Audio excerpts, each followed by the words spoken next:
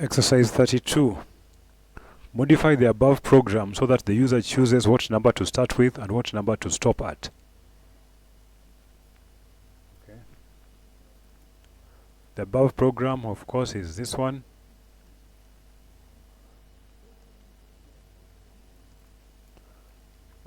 So instead of specifying 1 and 11, it's the user to decide that.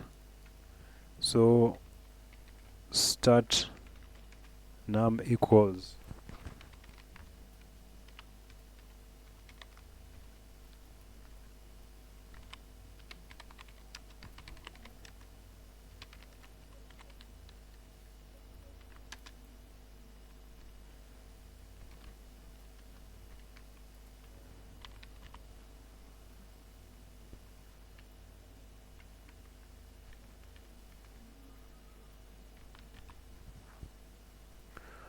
okay.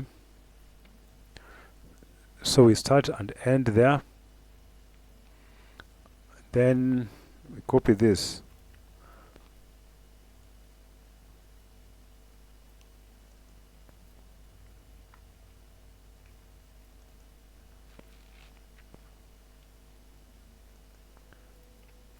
We add here +1 because the range function will stop at one number before.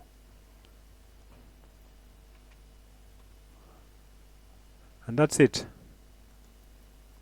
Enter start number 1. Enter end number 10. So it prints 1 to 10. Can run that again. Enter start number 54. Enter end number 60. So it prints 54 to 60. Thank you for watching.